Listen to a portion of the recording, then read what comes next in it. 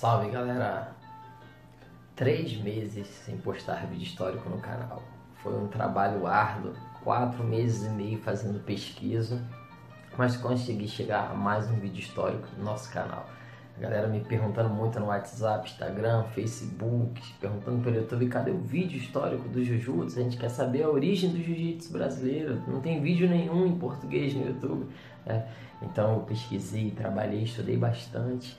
E antes de começarmos esse vídeo, vou partir do princípio que você já assistiu todos os vídeos históricos anteriores do nosso canal e já vai estar familiarizado com a terminologia utilizada aqui, tá? E já faço um agradecimento a todos os inscritos que têm dado força pra gente. Conseguimos ultrapassar os 5.000 inscritos. E eu, como professor faixa preta, primeiro dan pelo Círculo de Jiu-Jitsu Clássico, vou estar apresentando para vocês hoje uma das artes mais incríveis criadas pelos samurais. Das muitas artes praticadas pelo samurai, o Jujutsu foi a que mais me fascinou desde que eu estudava com 16, 17 anos sobre o Jujutsu. E quando eu fiz 23 anos de idade, eu tive a oportunidade de praticá-la e estudá-la de maneira aprofundada. E atualmente eu sou um dos associados do Círculo de Jiu-Jitsu Clássico. Antes de iniciarmos o vídeo, eu quero agradecer ao Shihan Mauro Pellegrini, a segunda maior autoridade em Jiu-Jitsu no Brasil. É o fundador e um dos mais antigos no Brasil em Jiu-Jitsu, tá? O Círculo de Jiu-Jitsu Clássico. Esse símbolozinho aqui que vocês estão vendo, que vão ver aqui no cantinho do vídeo. E também ao meu sensei, o mestre Delbrando, sempre tem me dado apoio, ajuda de todas as formas possíveis, mesmo agora que ele está indo de volta para São Paulo, está sempre me ajudando, tá? Agradecer a todos os mestres que sempre estiveram comigo ao meu lado, ao sensei Ricardinho da Checkmate e ao meu mestre, o Shark, o mestre formado pelo Minotauro, o grande mestre Minotauro, tá bom? Então eu tenho que agradecer a todos os mestres aí que sempre me ajudaram, sempre fortaleceram, e aonde eu comecei no Jiu-Jitsu, o mestre Diogo Jordão, que me ajudou, que me apresentou os primeiros passos dentro do Jiu-Jitsu. Também o mestre Feu. Aí por que não falar do mestre Feu? O primeiro no YouTube a falar sobre o Jiu-Jitsu. Quero agradecer ao mestre Feu pela força de sempre aí, por ter me cedido essas imagens. No Jiu-Jitsu, quando alguém viesse dar uma punhalada ou um soco, o Ipponsioi já existia, mas o Ipponsioi era dessa maneira aqui, ó. O cara defendia, virava o polegar do camarada para cima e aqui ele quebrava. Quebrava e depois projetava. Quebrava. Pá! Quebrava. Pá! Socava. Pá! Pá! Pá! Não concordando com isso, pá! O sensei Jigoro Kano aboliu essa técnica, uma das que eu estou falando para vocês. Quando o Jigoro Kano criou o Jiu-Jitsu, criou o Judô, ele era aluno de Jujutsu, uma série de misturas de artes marciais, que tinha como soco, chute, golpes de projeção, golpes de finalização, de cansexo, de luxação. É caminho suave, caminho da suavidade. Jiu-Jitsu, que veio do Jujutsu, e o Judô também veio do Jujutsu.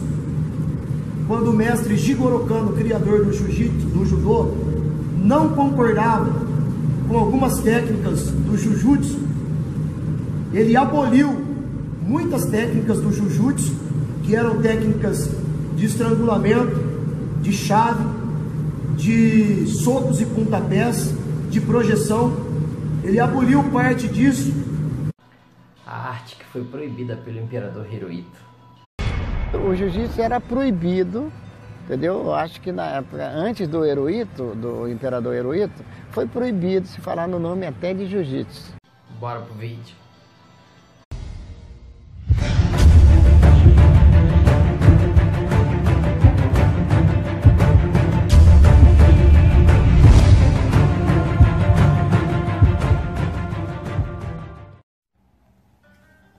O período medieval japonês foi tomada por uma enorme quantidade de criações de artes marciais de cunho belicista, ou seja, criadas para a guerra.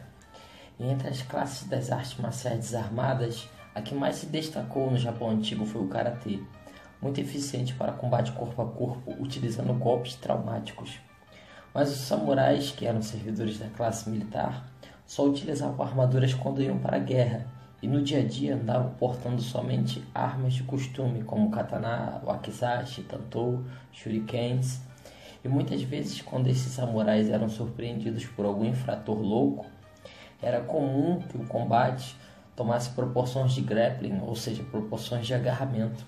Tudo na tentativa de impedir que o samurai sacasse sua espada ou evitasse levar um corte de uma arma longa. E com a vestimenta dessa época, no cotidiano, eram haori, os casacões, hakama, a grande saia cortada, e o obi, a faixa. Imobilizações e projeções alavancas funcionavam melhor a curta distância do que socos e chutes, ou seja, os golpes traumáticos. E foi nesse cenário problemático que os samurais precisavam recorrer aos seus denshus, que eram ensinamentos escritos. O principal deles era o Ryuko no Maki, que era conhecido como Livro do Dragão e do Tigre, que são um compêndio de volumes antigos que expõem segredos das artes marciais muito antigas desde os primórdios do Tibete e China. Entre esses manuscritos se encontrava o Bugei Shogen, de 1600, e o Kenpo Rissho Kuro, de 1650. Mas foi só no começo da era Meiji, no século XIX, aproximadamente entre 1867 e 1912, quando as espadas foram oficialmente proibidas, que o Jujutsu precisou evoluir e ser refinado para se tornar uma arte extremamente eficaz. Antes de prosseguirmos com nosso vídeo, é importante ressaltarmos que existe um erro histórico gritante entre vários marcialistas ao afirmarem que todas as artes marciais vieram da Índia. Ao analisarmos a história da humanidade, veremos que civilizações muito antigas como os sumérios, os egípcios, os tibetanos, os gregos e até mesmo entre índios, americanos e brasileiros possuem alguma forma de luta agarrada. Esse mito se alastrou devido à grande enxurrada de produções sobre filmes romanceados de Kung Fu nos anos 60 e 70. Dito isto, prossigamos com o nosso vídeo. Bem, como característica principal de toda arte marcial criada em tempos de guerra, o Jujutsu não foi diferente e, portanto, foi forjado no combate corpo a corpo. Aplicado a estratégias concretas de combate, o princípio do Ju, ou também conhecido como Ju por nós brasileiros, consistia na adaptação flexível e inteligente às manobras estratégicas do oponente, com a finalidade de usá-las juntamente com a força após as do oponente, para subjugá-lo e neutralizar seu ataque. Conforme a arte ia se propagando entre os samurais, as perguntas frequentes que se faziam eram: funciona? É eficaz? Foi testada em combate real? Serve para eliminar um oponente mais forte? A resposta está nos resultados dos duelos individuais e competições públicas entre os membros de várias escolas. A brutalidade desses encontros e a conclusão, na maioria das vezes, era letal, e são descritos na obra de Harrison intitulada Espírito de Luta do Japão. Prestem atenção nesse relato de um aluno de Jiu-Jitsu. Naqueles dias, as competições eram extremamente brutais e frequentemente custavam a vida dos participantes. Portanto, sempre que iam participar alguns destes acontecimentos, invariavelmente me despedia de meus pais, já que não tinha nenhuma certeza de que iria regressar com vida. As competições eram de uma natureza tão drástica que poucas eram as estratégias proibidas e não hesitávamos em recorrer aos métodos mais perigosos para vencer o oponente. Vale ressaltar, pessoal, que entre os séculos 16 a 18, o Jujutsu não era visto separado do Bujutsu. Portanto, era uma coleção de artes marciais, tendo escolas especializadas em lutas com armas, Atemi, Nagewaza, Newaza. Só a partir do século XIX que o Jujutsu foi abandonando de vez as armas e seus sistemas para dar ênfase ao combate de mãos nuas. Principal motivo, a era Meiji, que tornou proibido as armas, principalmente as de lâminas, como já abordamos em nosso vídeo histórico intitulado A Origem do Japão e Artes Marciais. Com isso, as escolas de Jujutsu passaram a desenvolver especializações bem mais aprofundadas, como o Atemi, ligado a golpes traumáticos, o Torai, que eram as imobilizações, o Kansetsu, que são imobilizações e domínios do chão, o Shime, que são estrangulamentos, e o Newaza, que é a luta desenvolvida no chão. O princípio Ju, ou Ju, flexibilidade ou suavidade, faz analogia com a imagem do salgueiro flexível, ondulante, que se endireita rapidamente após o mais violento dos furacões, enquanto o robusto e mais rígido carvalho cai diante de uma simples tempestade. Eis a essência máxima do Jujutsu, o máximo de eficiência com o mínimo de esforço. A palavra Jiu-Jitsu é uma adaptação fonética da palavra Jujutsu, assim como milhares de palavras que foram adaptadas para a língua portuguesa. O termo Jiu-Jitsu foi entendido pelos primeiros discípulos de Kondikoma no Brasil como Jiu-Jitsu. Na sequência, o mestre de Kondikoma, Jigoro Kano, mestre em Jujutsu, queria limpar a má fama que a arte estava acarretando, e devido aos frequentes duelos de seus praticantes, então ele criou o Kano Ryu Jujutsu, que mais tarde ficou conhecido como Kano Judo e por fim Judo Kodokan, esse atual que nós conhecemos. Mas isso será tema de um outro vídeo nosso. Dentro do Jujutsu, a escola Shime, que significa estrangular, foi a primeira a utilizar o Haori, o casaco, para estrangular, criando assim as técnicas de Shimewaza, através de manobras de Eri, que é a gola, e de Sode, que é a manga.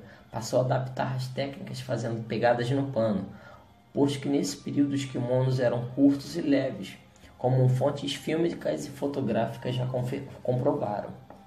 Com o passar do tempo, o Jujutsu foi ganhando tanta força e expansão que vários mestres de outras modalidades, como Karatê, Kenpo, Shorinji, Ateji Shoto e até mesmo Ninjutsu, buscavam o Jujutsu para incorporar as técnicas mais agressivas ao seu estilo.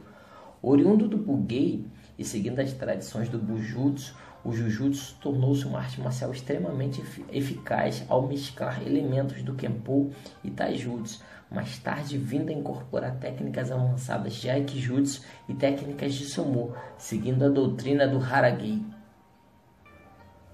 Como falamos anteriormente, até o século XVI, o Jujutsu era mais uma coleção de artes marciais, mais em forma de teia do que um sistema em si.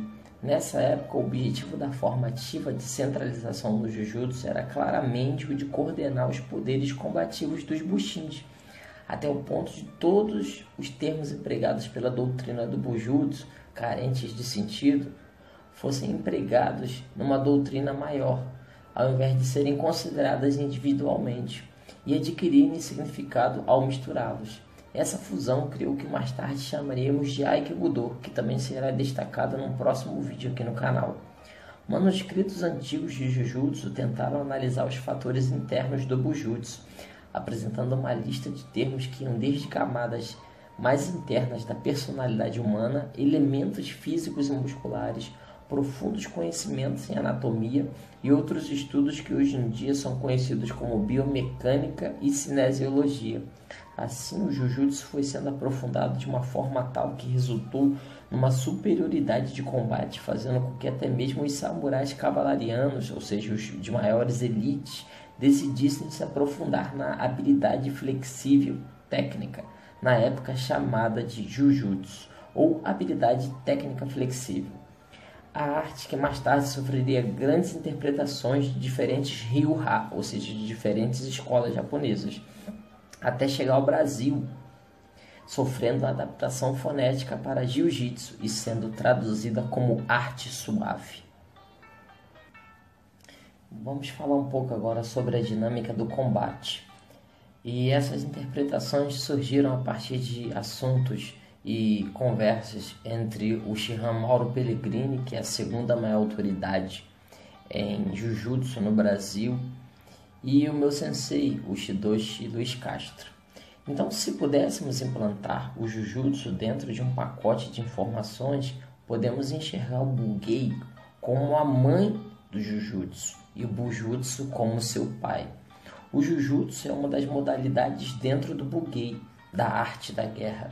Dele nasce o Bujutsu. O Bugei é a técnica raiz da arte japonesa de guerra, na qual vai incluir técnicas de manuseio de canhões até o comando de um esquadrão de cavalaria, que aliás na arte da guerra japonesa a primeira forma de combater é com arco, principalmente montado a cavalo. Embora essa habilidade ela seja o estigma dos mongóis de Gengis Khan, já destacado aqui no canal. Depois viria a espada, que está muito ligada não somente à mitologia, mas também ao código samurai, que fazia desde sempre a entender a katana como a extensão da alma. Por isso o samurai incorporava muito a espada. Dado o momento que estivesse mais próximo de seu oponente, ele usaria a lança ou a espada. Perdendo a lança ou a espada, caso não houvesse a oportunidade de sacar uma arma secundária, então haveria a luta corpo a corpo. Essa pode ser chamada de taijutsu ou kakuto. Geralmente o samurai estaria de armadura, então muitas vezes esses golpes traumáticos não seriam tão eficientes quanto as alavancas e torções. O samurai daria ênfase ao nagewaza, que são as técnicas de projeção, devido à geografia acidentada do Japão. Mesmo antes da finalização, haveria algum tipo de torção ou golpe contundente. É importante ressaltar que nesse período o combate em forma de strike, ou seja, soco, chute, cabeçada, cotovelada, do samurai sofria forte influência do Kung Fu vindo da China e tomando proporções aos moldes nipônicos. Estamos falando aqui do Kenpo, que brevemente também será destacado em nosso canal. A compilação de técnicas utilizadas pelo samurai no combate sem armas era a seguinte: Aikijutsu, Chikara Kurabe, Gusoku, Hakushi, Jujutsu, Kenpo, Kyaijutsu, Koshimawari, Koshinowawaki, Kimiushi, Shinobijutsu, Sumo, Taijutsu, Torite, Wajutsu, Yawara e Watemi.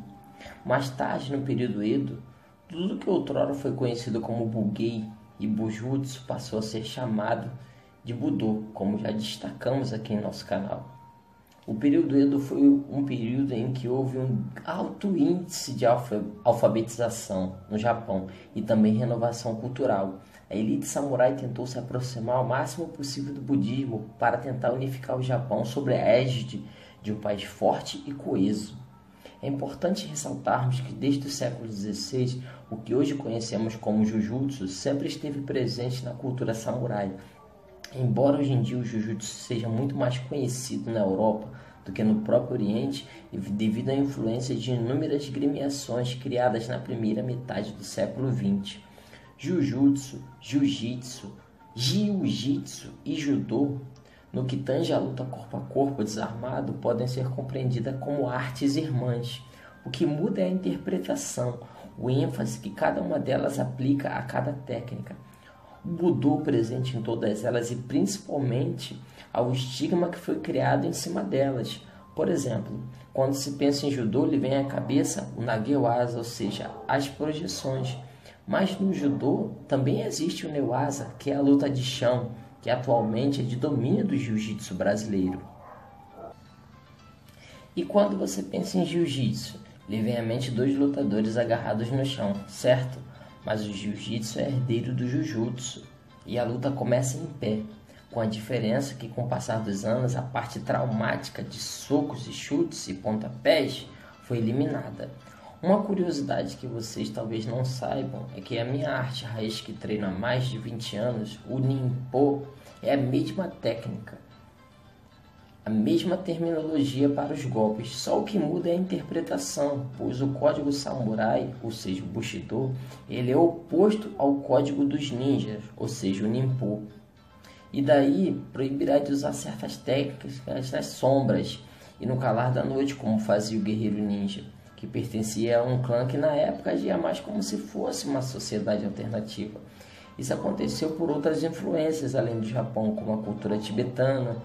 E se nós pegarmos o taijutsu de raiz, do Ninpo e o jujutsu dos samurais, veremos que são as mesmas técnicas, apenas com interpretações e terminologias distintas.